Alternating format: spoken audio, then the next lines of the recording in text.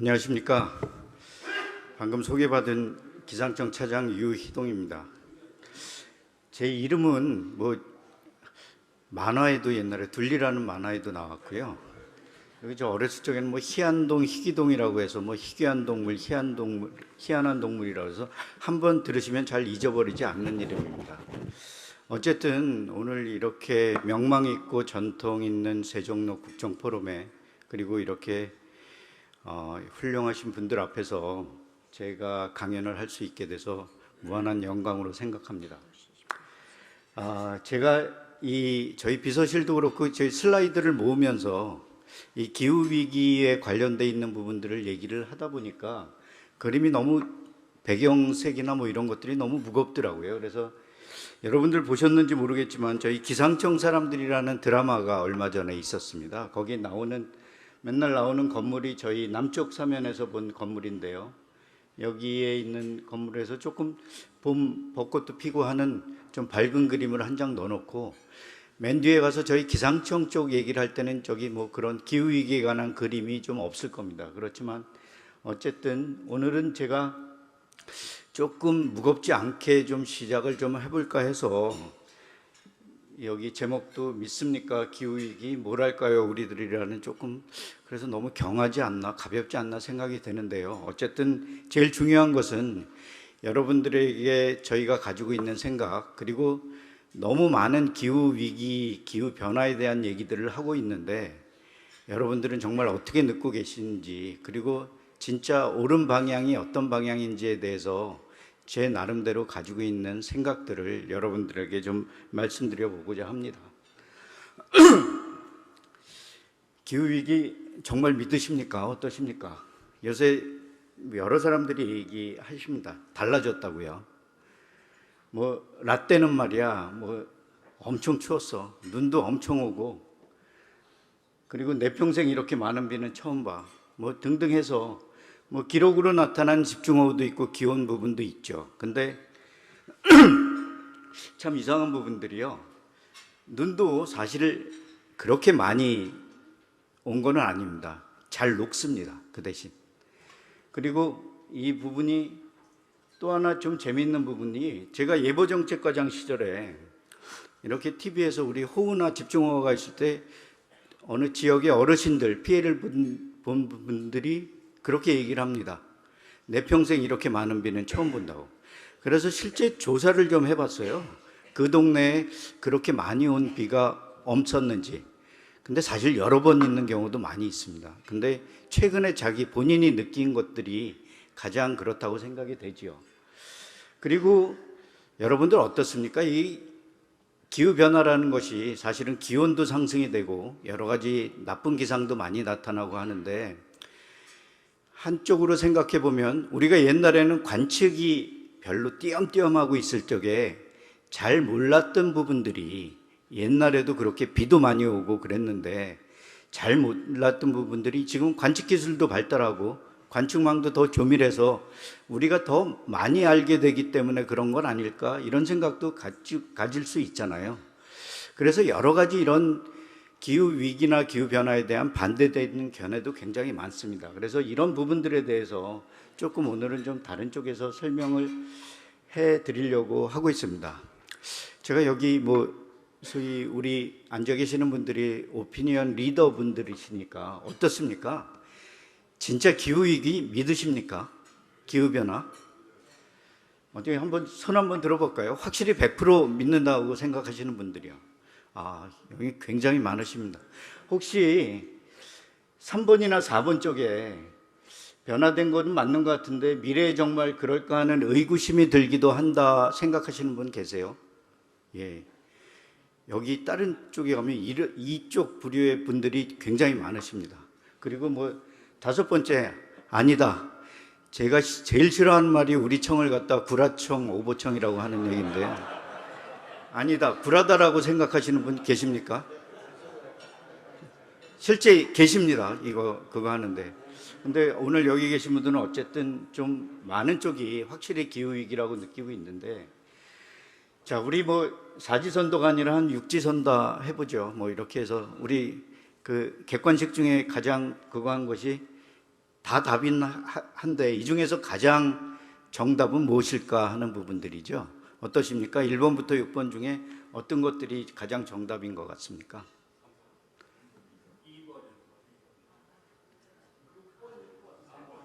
몇 번이신 것 같습니다. 2번 한번 손들어 보십시오. 6번 한번 손들어 보십시오. 예.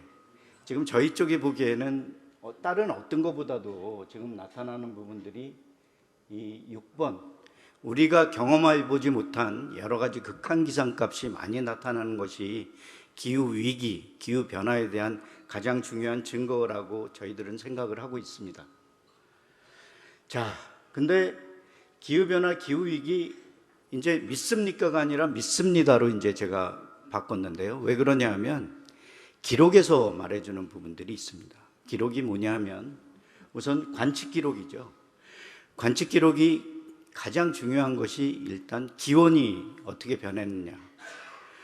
전 세계적으로 100년 이상 된 관측소가 약 한 700, 900개 정도 됩니다. 우리나라에는 지금 6개 정도가 있고요. 굉장히 많은 거죠.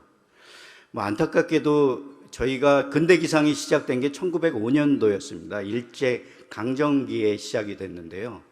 5개, 전국의 주요 5개 도시에 근대 기상이 관측부터 시작이 됐는데 일본 사람들이 어쨌든 군사 목적이나 여러 가지 목적에 의해서 기상은 정말 여러 가지 현대 기술을 도입을 했습니다.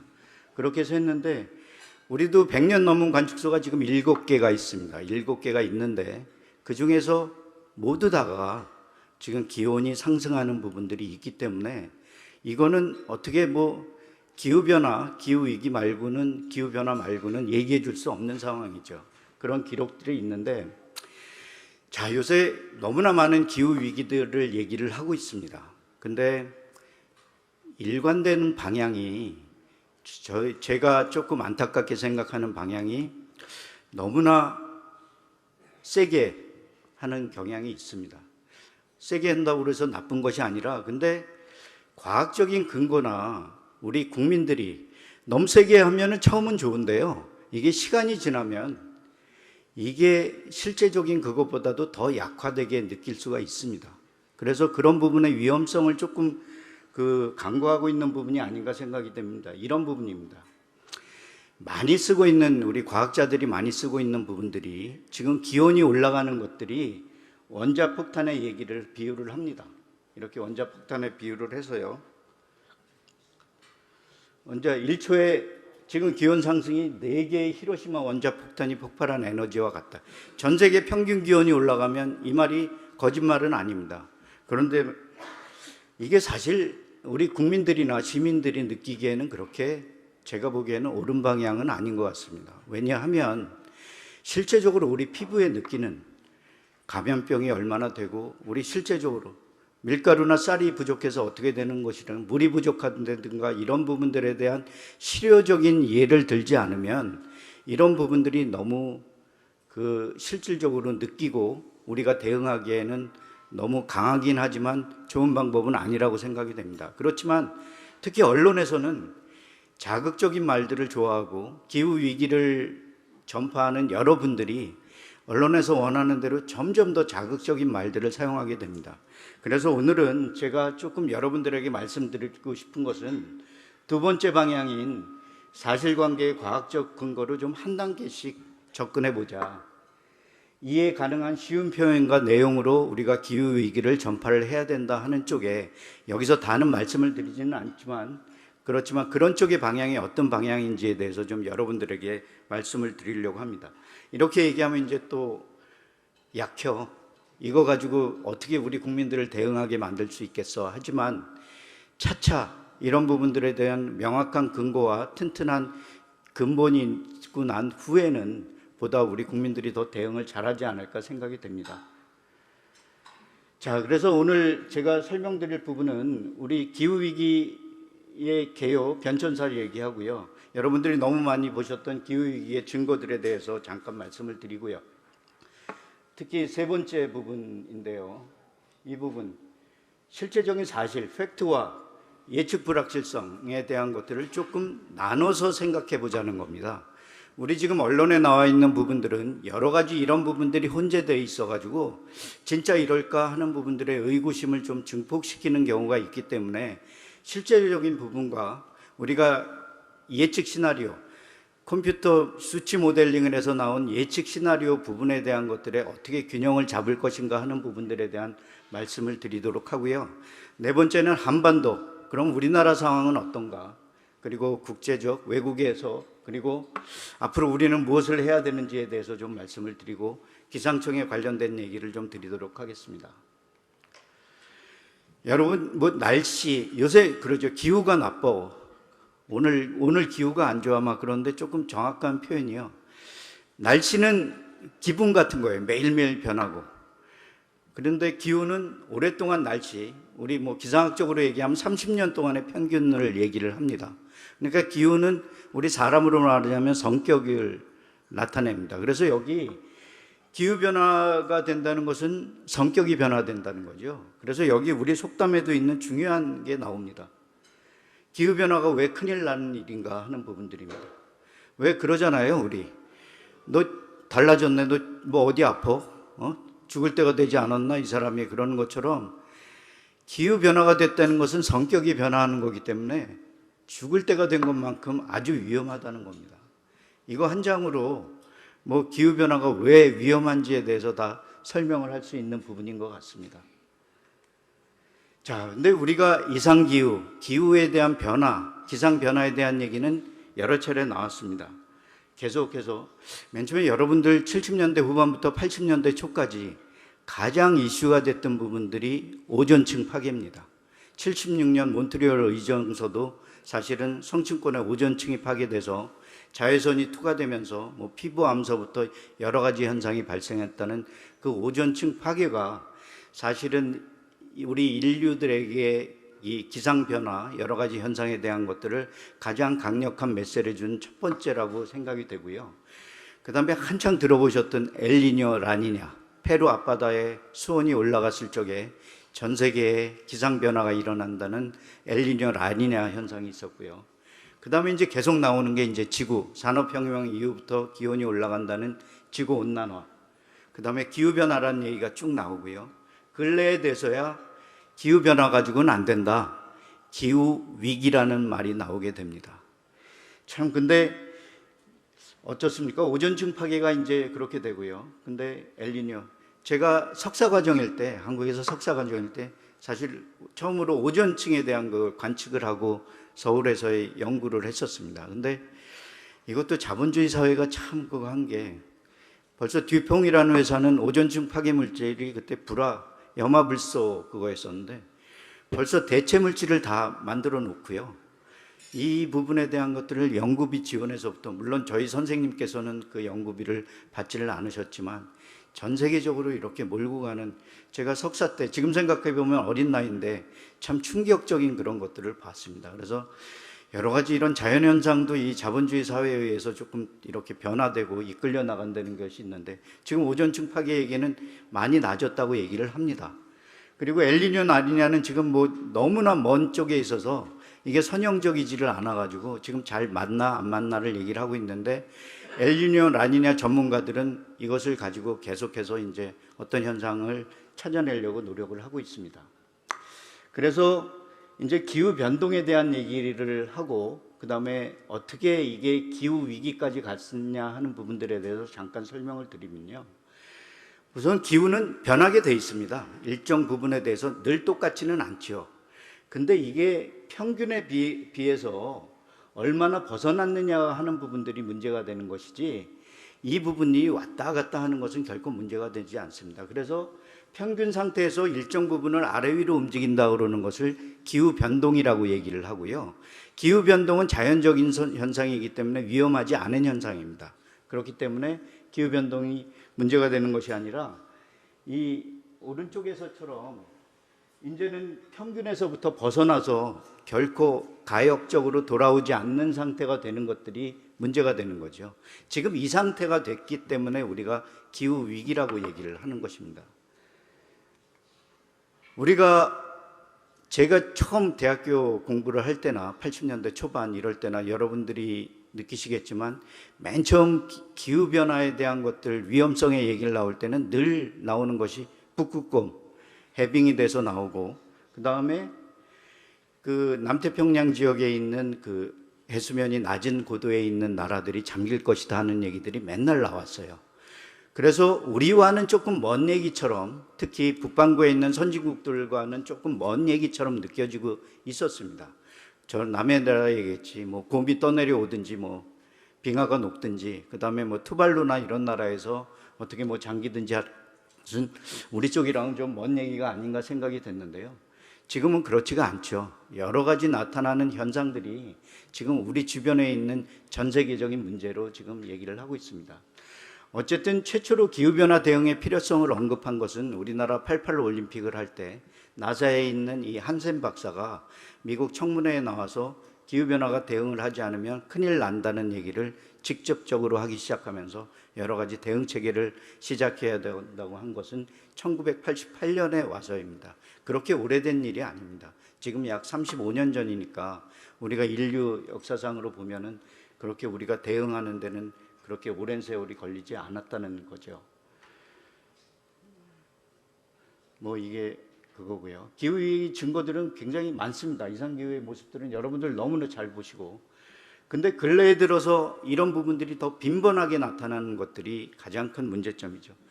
뭐 작년에 들으셨겠지만 독일에서 뭐 여기 관측 역사상 처음으로 이렇게 많이 와서, 근데 많이 오지도 않았어요. 독일 서부인데 하루에 약 90mm 정도 왔고, 많은 곳은 110mm 정도 왔는데 거의 떠내려갔습니다. 그렇게 그만큼 비가 안 왔죠. 그러니까 문제가 되는 것은 절대량이 아니라 그 지역에서 경험해보지 못한 이런 기상현상들이 일어났다는 자체가 문제가 되는 것입니다. 우리나라 지금은 뭐 서울뿐만이 아니라 인프라가 잘 구성이 돼서요, 하루 종일 90mm 그 정도 오는 게 아무것도 아닙니다. 제가 기상청에 처음 들어와서 이제 여러 가지 전산 뭐 이런 것들을 했는데, 그때 우리 예보관님들이 무슨 얘기를 하냐면, 그때 우리 자동 기상 장비가 처음 설치됐을 때예요. 여러분들이 보시는, 학교 다닐 때 보시는 백엽상이 이제 자동 기상 장비로 바뀌었을 텐데, 우리 예보관님들이 저한테 주문하기를 1시간에 15mm만 오면은 뭐 십자가도 좋고 뭐 어떤 동그라미도 좋으니까 이따만한 표시를 좀 그림에 해달라고 그랬습니다. 그때는 1시간에 15mm가 그만큼 중요한 의미를 가지고 위험한 강수량이었습니다. 지금 1시간에 15mm, 우리 예보관들 끄떡도 안 합니다.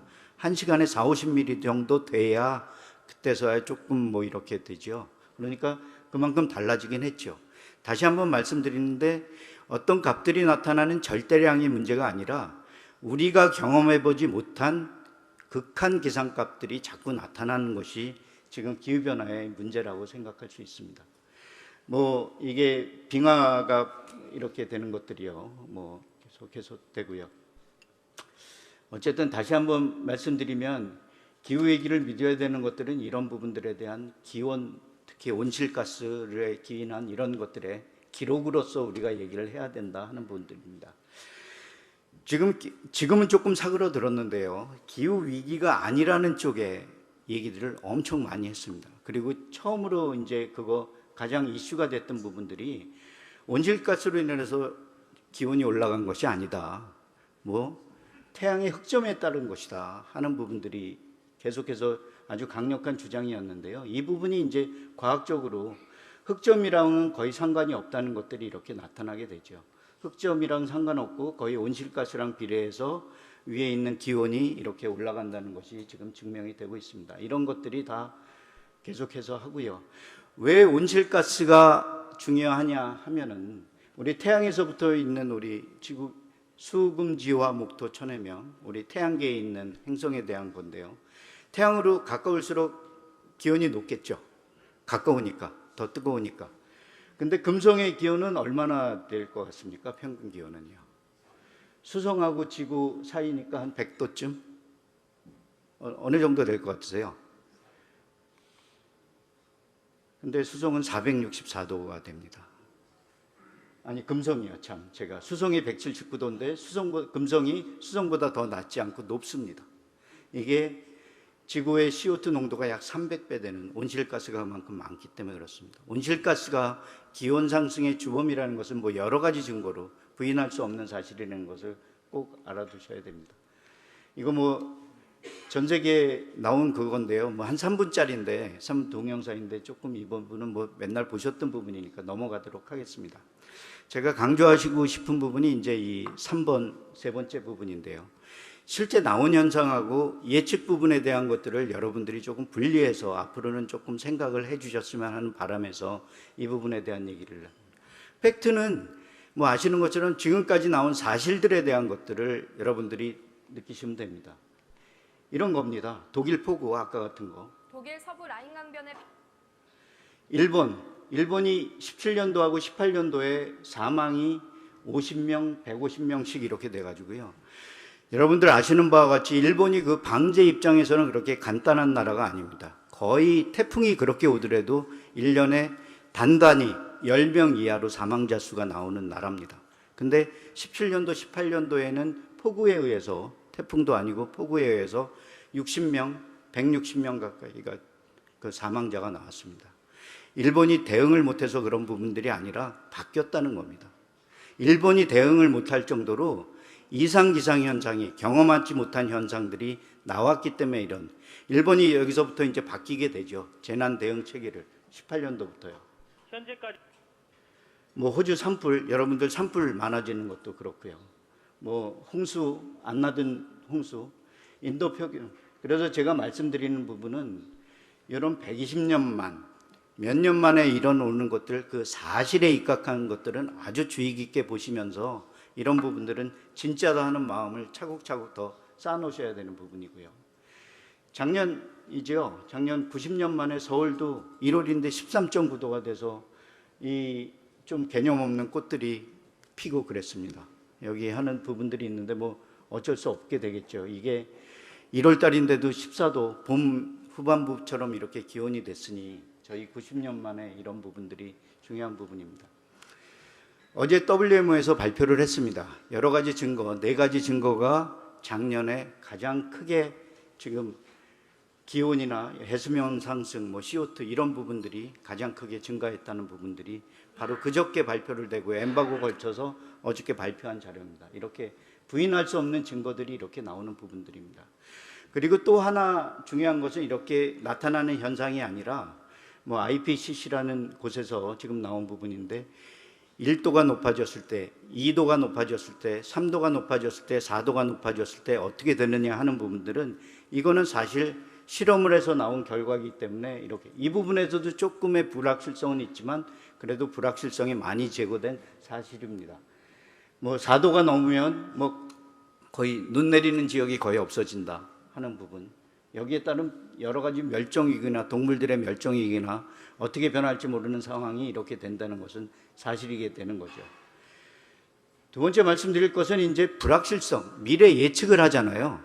100년 후에 어떨 것이다, 200년 후에 어떨 것이다, 우리 다 죽어요, 뭐 이런 부분들에 대해서 다 일정 부분 근거 없이 하는 것들은 아니지만 조금 더 과학적인 근거가 필요하다는 것을 여러분들에게 말씀드리고 싶은 것입니다. 이런 거죠. 도쿄 초강력 태풍 28년 후엔 3배 높아진다. 뭐 이런 것들이 도쿄뿐만이 아니라 뭐 한국도 초강력 태풍 인구 10배 넘게 영향을 받는 인구가 뭐 10배 넘게 된 온난화로 과일지도 바뀐다. 뭐 지금 이 부분에 일정 부분 그거 하고 있습니다. 근데 사실은 이게 온난화로 인해서 옛날에 농촌진흥청 그 지도서에서 복숭아를 심어라 이렇게 해서 사실은 낭패 본 분들도 굉장히 많습니다. 이게 그렇게 단기간에 그렇게 어떤 것들을 해라 말아라 할 부분들이 아닌데 너무 조급하게 한 부분들이 있어서 그런 부분들의 조정이 좀 필요하다는 겁니다. 앞에 말씀드렸던 그런 사실과 몇 도가 높아졌을 때 어떻게 변환되는 그런 사실 부분과 이런 예측 부분에 대한 것들을 조금 분리해서 1.5도 상승 확률은 50%다 뭐 이런 부분들이 있습니다. 근데 이런 부분들은 미래 예측 부분들은 컴퓨터 시뮬레이션을 해서 저희 예측 모델이라고 하는 것을 장기간 적분을 해서 우리 날씨 예보도 지금 아까 뭐 우리 박상희 의원님이 옛날에 저희 슈퍼컴도 사주시고 하셨는데요. 슈퍼컴에서 돌아가고 있는 수치 모델이 일단 처음 예측을 합니다. 그런 부분들을 예측하는 것을 50년, 100년 예측을 하니까요. 여기 뭐 수학 다 옛날에 다 충분히 잊어버리셨겠지만 그 적분을 해다 나가보면은 오랫동안 적분을 하다 보면 그 오차가 점점 커지죠. 그러니까 100년, 200년 예측하기가 굉장히 힘든 부분입니다. 그래서 여러 가지 기술을 써서 그런 부분들을 조정을 하는데요. 이런 부분들이 이제 얘기를 하는 겁니다. 여러 가지 뭘 넣었을 적에는 기온이 어떻게 되고 뭘 넣었을 때는 기온이 어떻게 되고 하는 부분들이 있는 부분들이 하는데 실제적으로 많이 다르다는 거죠. 실험할 때마다. 근데 제일 중요한 거는요. 미래 예측 결과를 가지고 우리 과학자들이 우리나라도 그렇고 외국도 그렇고 가장 중요하게 생각해야 되는 부분들이 뭐냐면 좋습니다. 지금까지 뭐 과학적인 그 역량을 가지고 50년, 100년 후에 예측을 해도 좋은데 꼭 우리가 지금 조금 덜 하는 부분이 뭐냐면 그 자료를 가지고 과거에부터 지금까지의 그 결과들을 검증을 꼭 해야 된다는 겁니다. 내가 이 자료를 가지고 앞으로 50년 후에 이렇게 예측을 했다 그러면 그 똑같은 자료들을 가지고 과거 1900년 초에 예측했을 적에 지금 2000년도 거를 맞출 수가 있느냐 하는 부분들에 대한 검증이 명확히 실제적인 예측보다도 더 많은 시간을 투입을 해서 그 부분을 해야지 우리 국민들, 시민들에게 신뢰감을 주고 더 기후위기를 대응할 수 있는 그런 믿음 같은 거를 줄 수 있는데 앞에 부분을 조금 간과하는 부분들이 있습니다. 자극적이죠. 50년 후에 어떻게 될 겁니다. 100년 후에. 우리 네처나 사이언스가 우리 과학적인 그 저널에서는 가장 유명하다고 얘기하는데요. 거기 네처나 사이언스의 그 저널조차도 조금 더 자극적인 얘기들을 더 훨씬 더 잘 실어줍니다. 그런 부분들에 대한 것들이 조금 조정이 필요하지 않을까. 꼭 저기 말씀드릴 수 있는 것은 여러분들이 앞으로 어떤 걸 보실 적에 진짜 괜찮은 데이터들은 미래의 거를 예측하면서 부수적으로 과거에 했던 것들이 지금 검증을 해보니까 이렇더라 하는 것들이 같이 나오는 자료들이 있으면 아주 믿을 만한, 신뢰할 만한 자료라고 느끼시고요. 그렇지 못한 자료는 조금 의심을 가져주시기 바랍니다. 그리고 저희도 그렇지만 여러분들도 항상 얘기하실 적에 그러면 그게 잘 맞아요? 과거 거를 지금까지 그걸 해보면 잘 맞아요? 이렇게라도 한 번이라도 물어봐 주시면 실제적으로 그런 일을 하는 사람들에게, 과학자들에게 조금 더 자극이 되면서 조금 더 바른 방향으로 가지 않을까 좀 생각이 됩니다. 그래서 그런 부분들에 대한 것들을 말씀드리고요. 한반도가 어쨌든 우리 이산화탄소 배출에서는 만만치 않은 국가입니다. 뭐 조금 된 자료이지만 거의 지금도 7위에서 이 정도로 유지를 하고 있습니다. 많이 쓰는 나라죠, 우리나라가. 우리나라가 지금 기상청에서 운영하고 있는 그 온실가스의 감시소는 서쪽 안면도, 동쪽에 울릉도, 독도, 그리고 남쪽에 고산에 이렇게 있습니다. 그래서 양쪽 그 세 군데 사이트에서 운영하고 있는데요. 전 지구 평균보다는 좀 높습니다. 울릉도에서만 조금 낮은 부분이 나타나고요. 전 지구는 뭐 섬이나 바다 이런 부분들을 다 평균한 부분이니까 높은데 어쨌든 추세는 거의 비슷하다고 보시면 됩니다. 조금씩 올라가는 추세라고 보시면 됩니다. 더 중요한 것은 이제 이거 한 장으로 얘기를 하고 있는데요. 우리나라는 아까 말씀드린 지금 한 군데 더 됐지만 지금 이때 2010년까지의 100년을 딱 저희가 자료를 가지고 했을 적에 1.8도씨가 상승을 했습니다. 어디서요? 여기 서울, 강릉, 인천, 대구, 부산, 목포. 이 중에 100년이 넘은 도시가 하나 더 있습니다. 평양 밑에 용안포라는 쪽에 북한에 있는 도시인데 그 자료는 저희가 구할 수가 없어서 이거는 못했는데요. 1.8도씨가 됐고요. 전 세계 평균은 어느 정도죠? 이때 기간 동안에 약 0.8도씨입니다. 0.85, 0.8도씨니까 우리나라가 1.8도 이거 200년 동안 산업혁명이 200년 동안 전 세계적으로 0.8도 올라간 것도 난리를 피는데 우리나라는 1.8도가 된 부분에 있는데 그리고 강수 일수는 꾸준히 증가를 했습니다. 1년에 약 2.1mm, 100년 동안은 약 200mm가 증가를 했습니다. 근데 강수량은 증가를 했는데요. 강수 일수는 감소를 했습니다. 1년에 비가 오는 일수는 감소를 했다는 겁니다. 이거는 뭘 의미하죠? 비가 오면 많이 온다는 겁니다. 그러니까 패턴이 달라졌다는 거예요. 근데 기온 상승 1.8도시에는 여기 좀 맹점이 있습니다. 이게 여기에 다 보시면 서울, 강릉만 빼놓고 인천, 대구, 부산, 목포 다 도시입니다. 큰 도시입니다. 자, 이게 기후변화 효과에 의해서 올 곳이 1.8도시가 되는 것이냐, 아니면 여기에 도시 때문에 이렇게 되는 것이냐 하는 부분들에 대한 것들을, 도시 효과가 분명히 있겠죠. 근데 이 부분에 도시 요소가 얼마만큼인가를 지금 연구를 하고 있는데 이거 끄집어내기가 그렇게 녹록지가 않습니다.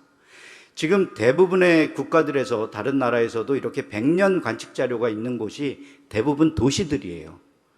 그렇기 때문에 이 부분에 대한 것들은 연구는, 어쨌든 우리나라도 이 중요한 자료들을 가지고 있는 몇 개 안 되는 국가이기 때문에 이 부분에 대한 노력이 필요해서, 이 부분도 그냥 1.8도시라고 뭐 퉁쳐서 얘기하기보다는 진짜 도시 효과는 얼마만큼이고 기후 효과는 얼마만큼이라는 것을 명확하게 얘기해 줄 수 있어야 우리 국민들이 대응하기에 조금 더 신뢰감을 갖는다는 겁니다.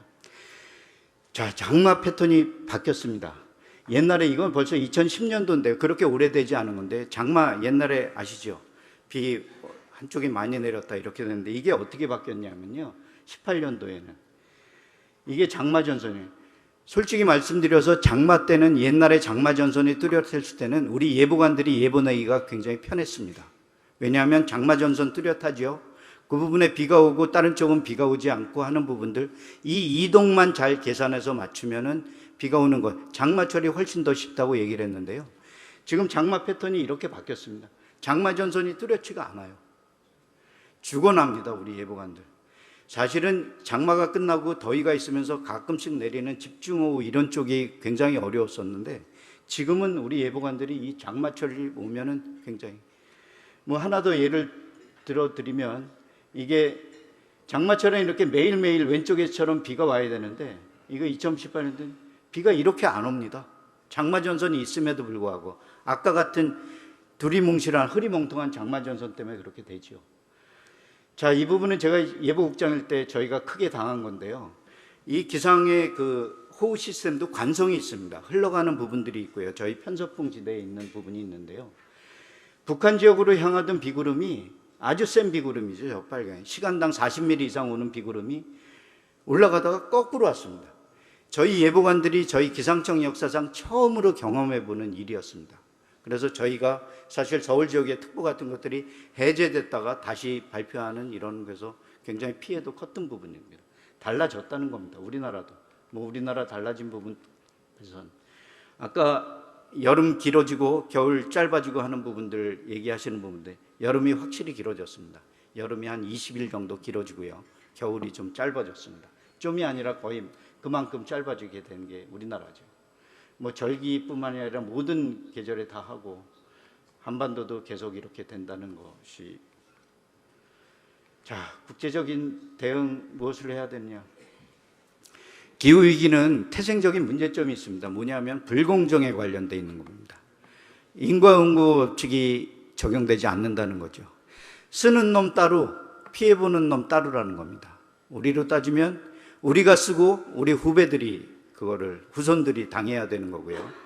나라별로 따지면 선진국에서 열심히 그 생산해내고 이런 부를 위해서 축적된 그런 것들이 다 써놓고 이렇게 만들어 놓고, 지금 신흥 개발 국가에서는 쓰지 못하게 하는 그런, 이게 불공정 게임이라는 거죠. 그래서 이게 잘 협조가 될 수가 없습니다. 그리고 너무 얘기들을 많이 하니까 진짜 어느 때는 되고 어느 때는 되지 않고, 그러니까 우리 인간 입장에서는 양치기 소년 같은 부분도 있고요. 그 다음에 부분들이 이 부분입니다. 제일 문제가 되는 건, 이게 개구리 아주 뜨거운 물에 넣으면 펄쩍 뛰어서 사는데, 미지근한 물에 조금씩 이렇게 되면 자기가 죽는 줄도 모르고 죽는다는 겁니다. 그래서 지금 첫 번째하고 세 번째가 가장 큰 문제점이 되고요. 우리나라에서 특히 세계적으로 이 개구리 이거 이론이 굉장히, 신드롬이 굉장히 문제가 되는 것 같아요. 조금씩 적응하다 보면 적응이 될 것 같지만 어느 정도 그 임계치를 넘어가면 여러 가지 문제점이 발생한다는 거죠.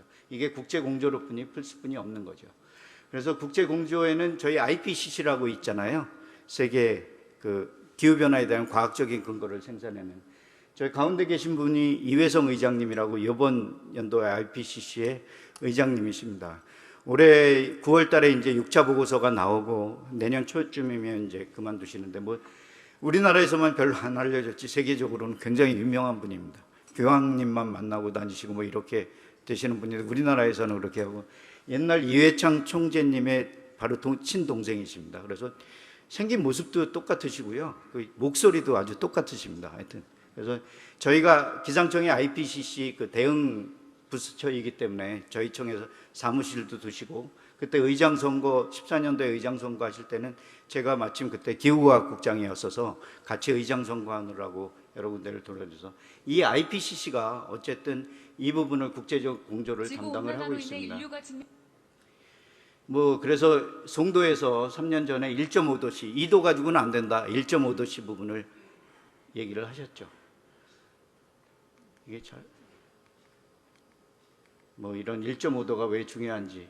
그래서 인류의 대응 방향은 세 개입니다. 우선 기후변화 과학에 관련돼 있는 부분, 그러니까 근거하고 기후변화 시나리오를 만드는 부분이 IPCC에서 워킹그룹 1이라고 얘기를 하고요.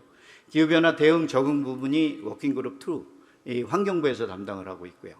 감소분이 워킹그룹 3인데 원래 산자부에서 담당하고 있다가 지금은 환경부에서 같이 이거를 하고 있습니다. 어느 것 하나 소홀함이 없어야 되죠. 제가 생각하기엔 기후위기 대응에 있어서는 모든 것들을 다 해야 됩니다.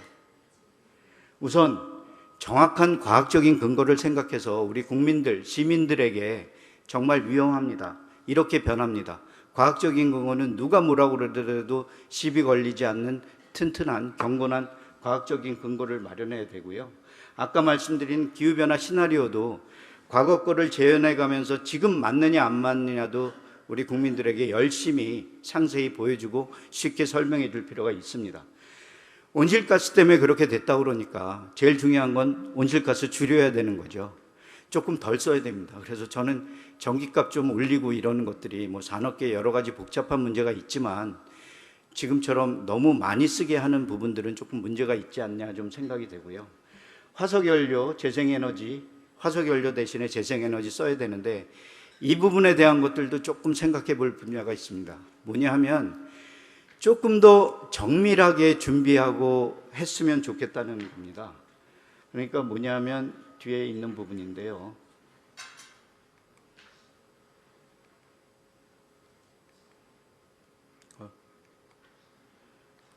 이게 제가 이게 잘 뒤에 가서 다시 말씀드리겠습니다. 조금 더 재생에너지를 하려고 그러면 조금 더 정밀한 준비가 필요하다는데 조금 우리가 좀 성급한 부분이 좀 있다는 부분을 말씀을 드리고요. 그 다음에 또 하나는 좀 소극적인 것보다는 적극적으로 탄소 포집하는 기술, 상층에 에어로졸을, 대기 상층에 에어로졸을 뿌려서 그 기온 자체를 감소시키는, 바다에 플랑크톤을 뿌려서 탄소를 흡수하는 기술을 기후공학이라는 얘기를 하고 있습니다. 그래서 그런 부분들의 과학기술에 대한 것들도 좀 더 적극적으로 접근해 가야 된다 하는 부분들입니다. 물론 이 기후공학적인 그 기술들은 굉장히 위험할 수 있습니다. 거기에 따라서 부수적으로 어떤 일이 벌어질지 모르기 때문에 환경적으로 굉장히 좀 위험할 수 있기 때문에 그런 부분들에 대한 것들. 그리고 무엇보다도 제가 강조하고 싶은 것은 지금 어쩔 수 없는 현실이 되어 있습니다. 지금 당장 우리가 탄소 배출을 제로로 만들더라도 지금 뜨거워진 바다가 있습니다. 바다는 이미 뜨거워졌고요. 바다의 연령량 때문에 천천히 식기 때문에 지금 올라간 기온에 대해서 변화되는 여러 가지 위험기상을 편할 수가 없습니다. 그러면 어떻게 해야 됩니까? 지금보다도 더 위험기상에 좀 대비를 할 수 있는, 보수적으로 조금 더 적극적으로 대비할 수 있는 그런 태도를 좀 갖춰야 된다는 얘기입니다. 외국은 어떤 준비를, 죄송합니다. 제가 5분만 딱 더 쓰겠습니다. 제가 그거 하는데 조금 더 드릴 말씀이 있어서. 외국은 어쨌든 재생에너지, 전기와 그 풍력 에너지에 대한 것들을 뭐 어마어마하게 하고요. 기후 위기에 따른 예측 불확실성이 증가되기 때문에 이 위기를 기회로 삼는 곳이 있습니다. 첫 번째가 5년 반 전에 IBM이었고요. 2년 반 전에 구글이 뛰어드는 시장이 뭐냐면 날씨 예보 시장입니다. 이 사람들이 어떤 그거를 하고 있냐면 최종 목표는 이겁니다. 맨 밑에 있는 각국의 주요 도시의 날씨 예보를 각국의 기상청보다 더 잘하겠다는 겁니다. 무엇을 써서? 아마도 AI나 4차 산업 기술을 사용해서 지금 하게 되는 걸 겁니다. 이게 뭐 그냥 기술적인 그 부분이 아니라 굉장히 무서운 일이 벌어지는 겁니다. 우선 저희 같은 사람들, 저희 예보관들 밥 먹고 살 자리가 없어지는 것뿐만이 아니라 날씨 자체가 무기가 되면서 정석적인 부분, 그런 무기화되는 부분들에서 굉장히 무서운 일이 일어나는데, IBM이 그 왓슨이라는 그 근본적인 컴퓨터를 가지고요, 웨더닷컴이라는 회사를 거의 6년 전에 우리나라 돈으로 2조 원을 들여서 인수를 했고요. 해볼 수 있다고 생각을 해서 계속해서 진행됐는데 잘 예상보다는 진행이 안 된다고 합니다. 우리 바둑두는 알파고나 인간이 만든 기보를 가지고 학습을 해서 인간이랑 싸우는 거랑 자연의 불확실성을 예보하는 거랑은 조금 차이가 나는 모양입니다. 그래서 IBM도 이 많은 돈을 투자를 하고 6년 동안 기다릴 수가 없어서 2년 반부터는 B2B, 비즈니스 투 비즈니스라고 해서 날씨에 관련돼 있는 산업의 이런 정보들을 팔기 시작했습니다. 지금까지 나온 결과들을 가지고요. 가전회사, 뭐 골프공 만드는 회사 뭐 등등 해서 기상과 관련돼 있는 자료들을 주면서 비즈니스를 시작을 했고요. 지금도 계속해서 이런 작업을 하는데 어떤 내용들을 실제적으로 일어나지는 알지 못하지만 분명한 것은 AI 기술을 사용한다는 것은 분명합니다. 두 번째로 2년 반 전에 뛰어드는 것이 구글입니다. 구글은 여러분들 미국 가서 보시면 잘 보시는 웨더 채널이라는 그 회사를 인수를 해서요. 똑같은 방법은 아니라고 하는데 구글이 조금 더 진전이 있다고 그러는데 2년 반이 지났는데 구글도 아직까지 특별한 그거를 내놓지 못하고 있습니다. 그래서 이런 부분들이 외국에서는 이런 기후위기에 따른 여러 가지 불확실성을 위기를 기회로 바꾸는 작업들을 계속하고 있다는 겁니다. 그 다음에 화석연료 재생에너지 근거 필요하다는 얘기를 드리면은 이게 이제 대단히 인도나 뭐 모로코 같은 데 태양광, 뭐 풍력발전소 같은 데고요. 우리나라가 이런 문제점이 있습니다. 지금 뭐 대단위로 태양광도 있고 풍력도 있는데 이게 너무 조금 정밀하지 못한 계산으로 해서 지금 불합리한 점이 많이 나타나고 있습니다. 여러분들 꼭 누구 만나시면 이런 부분들에 대한 좀 정돈이 좀 필요하다고 좀 얘기를 해 주시기 바랍니다. 뭐 태양광 생산업체 툭하면 강제 중단, 이거 뭐 얘기할 때는 무조건 뭐 사들이고 한다고 그래서 했던 부분들, 그래가지고 여러 가지 문제점들이 있습니다. 이런 부분들이 있고요.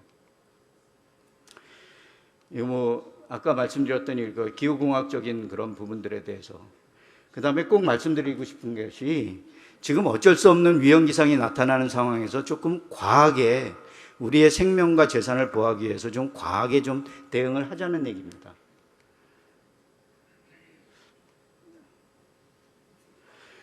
기상청에 이게 다 예측 부분이랑 상관이 있는 거죠. 우리가 날씨 예보나 뭐 미래 예측이 정확하다 그러면 아무 문제가 없습니다. 거기에 따라서 하는데.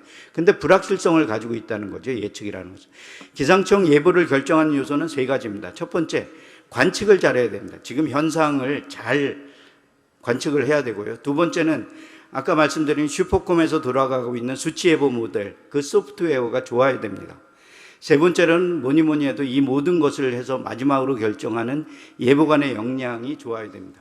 이 세 가지가 동시에 좋아야 되죠. 이게 리비의 법칙에 따라서 이 예보 역량은 이 중에 하나만 떨어지더라도 가장 낮은 쪽에 관여를 하게 됩니다. 그래서 세 개가 다 동반이 돼야 되고요. 관측 부분에 대해서 중요한 부분에 대해서 하나만 말씀드리도록 하겠습니다. 저 왼쪽에 있는 것이 전 세계에 있는 지상 관측망입니다. 보시면 각 나라의 소득과 국가 수준과 관측망이 가장 밀접해 조밀하게 되어 있습니다. 근데 그렇지 않아요. 이게 벌써 10년이 넘은 자료인데요. 지금 뭐 별로 관측망이 변하지 않았으니까. 그렇게 소득이 높지 않은데도 높은 나라가 딱 한 군데 있습니다. 어디냐면 중국입니다. 중국은요, 조금 그거 다른 게, 물론 사람이 많아서 그런 것도 있지만 옛날 팔로군 시절에 한두 명이 있어가지고 군사 목적으로 있던 그런 관측소들을 지금까지 다 유지를 하고 있습니다. 중국이 모든 면에 있어서 빨리 발전하지만 이 기상 쪽에 있어서는 아주 급격히 발전한 이유가 이런 관측에 대한 인프라들이 충분히 갖춰져 있지 않나 생각이 됩니다. 그리고 또 하나 말씀드리는 것은 이 지구의 70%를 차지하고 있는 이 바다 쪽의 관측이 엄청 문제가 됩니다. 근데 바다 쪽 관측은 비용이 어마어마하게 듭니다. 우리도 지금 V라는 것을 유지하고 있는데 지상관측소에 보험료까지 합하면 약 20배 정도의 그 비용이 소모가 됩니다. 근데 여기 보시면, 왼쪽에 보시면, 아이고, 이 태평양 망망대해에 이게 미국 쪽에서 다 운영하는 겁니다. 왜요? 이 편서풍지대에서 자기네들 예보에 필요한 자료이기 때문에 이 망망대해에 이 돈을 들여가면서 그렇게 유지를 하는 거기 때문에 관측이 그만큼 중요하다는 거고요. 아까 100% 완전한 예측 모델이 없기 때문에 역시 사람이 중요하다는 거. 이거 뭐 그렇게 하고, 우리나라의 특히 어려운 점이 뭐냐고 하면요, 우리나라는 토네이도를 제외하고는 각종 재해가 다 있습니다. 그 부분은 무슨 얘기냐 하면은 그만큼 전문가가 많이 필요하다는 얘기입니다. 근데 뭐 아시는 것처럼 우리가 근대 기상학 그렇게 되고 실제 기상이 투입된 게 아까 박성희 의원님께서 저희 99년도에 슈퍼컴 사주신 그 이후로부터 본격적으로 된 부분이기 때문에 짧지요. 그래서 그리고 또 하나는 삼면이 좁고 바다가 있어가지고요, 물이라는 것이 사실은 그 에너지 이동의 보고이기 때문에 굉장히 어렵습니다. 그리고 특히 서해 쪽에 이렇게 짧은 넓지 않은 지역이면서도 편서풍 지역에서 그렇게 많이 변하는 부분들이 굉장히 우리나라 예보를 어렵게 하지요. 그리고 뭐 세 번째는 우리만이 아니라 과거 경험이 됐던 기상현상이 빈번하게 하는 부분. 제가 마지막으로 이제 저희 쪽 그 부분이 태풍 진로 오차는 실제 온 거하고 우리가 예측한 거하고 얼마만큼 차이가 나느냐 하는 부분인데요. 약 24시간, 하루에 약 100km 정도 차이가 납니다. 이 부분은 우리 얘기가 아니라 미국, 일본의 평균값입니다. 이 얘기는 무슨 얘기냐면 세계 첨단 기술을 사용하더라도 하루에 100km, 이틀이면 200km 정도의 오차는 날 수 있다는 것이 과학적인 의미입니다. 근데 우리나라는요, 이쪽에서 서쪽에서 동쪽이 기껏해야 250km예요. 태풍 예보에서 가장 중요한 그 골든타임이 48시간 전에 예보입니다. 그때 48시간 전이면 예측 오차가 얼마나 난다고요? 200km 정도잖아요. 그러니까 200km가 나면은 그거는 맞았다고 인정해 줘야 되는 게 과학적인 지금 현재 상황인데요. 우리나라 상황은 어떻죠? 이틀 전에 200km면 서쪽에서 동쪽으로 바뀌는 거잖아요. 서쪽으로 예보를 했다가 동쪽이 실제적으로 갔습니다. 이틀 후에. 우리 기상청에서 이거는 과학적인 근거에서 200km는 정말 뭐 틀린 게 아닙니다. 아무리 얘기해도 우리는 지금 우리 뭐 태풍센터장 예보국장뿐만이 아니라 이렇게 되면 저희 청장 뭐 위치도 뭐 편안하지 않으리라고 생각을 합니다. 어렵습니다. 굉장히. 자, 그래서 제가 해보고 싶은 일들이 이겁니다. 이 부분이 미국에서는 허리케인이 내륙 쪽으로 온다 그러면요, 플로리다 쪽, 주로 동쪽에서 오고 있는데 내륙 쪽으로 온다 그러면 그 케이블이나 다른 방송들을 다 끊고 정규 종합방송으로 대통령이 나와서 왼쪽에 방재청장, 오른쪽에 기상청장을 두고 전국 방송을 합니다. 이때 뭐 특별히 뭐 어떤 위치나 얘기를 하는 것이 아니라 단지 조심하라고 전국적으로 얘기를 합니다. 근데 백악관 참모들이 민주당이든 공화당이든 이 방송을 제일 싫어한다고 합니다. 왜 그런 것 같습니까? 이게 어느 때는 대통령이 저렇게 나와서 했는데요, 내륙 쪽으로 안 와요. 빗나가서 오른쪽으로 그냥 바다 쪽으로 지나가요. 그러니까 대통령이 저렇게 나왔는데도 뻘쭘한 거죠. 그러니까 참모들이 제일 싫어하는 게 저걸, 근데도 합니다. 트럼프도 했고요. 하여튼 올 때마다 합니다. 그 이유는 그래도 불확실성이 있어도 경각심을 주고 조심하라는 얘기가 되는 거죠.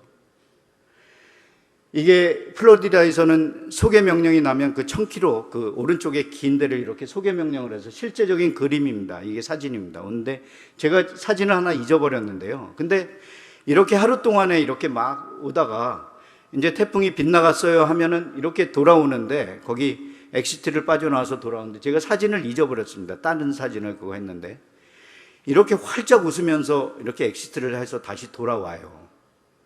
근데 제가 그때 미국에 있을 적에 본 사진이라서 제가 그걸 한 건데 우리나라였으면 어떨까? 자, 부산 쪽에 태풍이 왔는데 저기 소개하십시오 그래가지고 갔는데 한 반나절쯤 가다가 아닌가 배 하고 다시 돌아오세요 하면은 저렇게 웃으면서 할 수 있을까 하는 부분들이 생각을 했는데 아직도 그렇지는 않은 것 같습니다. 하나만 더 에피소드를 말씀드리면 제가 있던 오클라호마가 토네이도의 본고장입니다. 토네이도가 뭐 새까맣게 원래 본고장이고 옛날 트위스트라는 영화가 저희 오클라호마 대학 기상학과를 중심으로 그렇게 한 거고요. 저희 있을 적에 하여튼 몇 번에 한 번씩 사이렌이 그렇게 울립니다. 근데 저희 기상학과 건물이 그 토네이도 프로텍터 빌딩이라고 그래서요. 그 부분에 웽 울리면 이제 사람들이 그쪽으로 와서 있어요. 근데 맨날 그 개를 끌고 오는 어떤 노부부가 계셨어요. 개도 큰 거. 근데 맨날 사이렌만 울리면 오셔가지고 다른 분들은 잘 기억을 못 하는데 그래서 제가 나중에는 근데 5%도 안 맞아요. 실제적으로. 사이렌 울려서. 5%가 뭡니까? 그쪽이 거의 안 맞는다고 보면 되는데 그래서 제가 여쭤봤어요. 불편하시지 않냐고. 이렇게 사이렌 울릴 때마다 오는데 다 이렇게 토네이도 안 오지 않냐고 그랬더니 다 보고 무슨 소리를 하는 거냐고 그러더라고요. 100번에 한 번이라도 내가 와서 내 목숨 구할 수 있으면 다행이지 이게 왜 불편하고 이러냐고. 그러더니 나보고 이상한 놈 보듯이 그렇게 얘기를 하더라고요. 근데 그게 방제 인식이 좀 달라져서 그렇습니다. 그래서 어쨌든 우리나라도 지금 더 위험한 상황에서 여러분들에게 꼭 말씀드리고 싶은 것은 철저하게 과하다 싶을 정도로 좀 대비가 필요하다는 겁니다. 앞으로 좀 기회가 있으면 저희 쪽 얘기를 좀 나누고 싶습니다. 여기 강수 확률이 50%라는 거 우리나라 쓰나요? 안 쓰나요? 원래 강수 확률 50%라는 것은 지금과 같은 일기도나 여러 가지 기압계 배치나 여러 가지 현상에서 10번이면 5번의 비가 온다는 것을 저희 계산값에 의해서 나타나는 겁니다. 그래서 50% 써야 됩니다. 수학적으로나 우리 기상학적으로나. 우리 한번 썼다가요. 완전히 기상청 날아가는 줄 알았습니다. 그때 올림픽 바로 전에 그걸 했다가요. 니네 장난하는 거냐 막 그래가지고 저희 예보관들 지금 계산으로 50% 나오더래요. 지금 보세요. 저희 강수 확률 50% 쓰나요? 안 씁니다. 55%, 배짱이 있는 친구들은 55%, 45%. 근데 60%, 40% 쓰지요. 50% 절대로 못 써요. 아주 금기식으로 되는데 어느 순간에부터는 수학적이고 과학적인 것 때문에 외국은 쓰거든요. 50%를. 그런 부분들에 대한 것들을 기회 있으면 좀 얘기를 하고 싶습니다.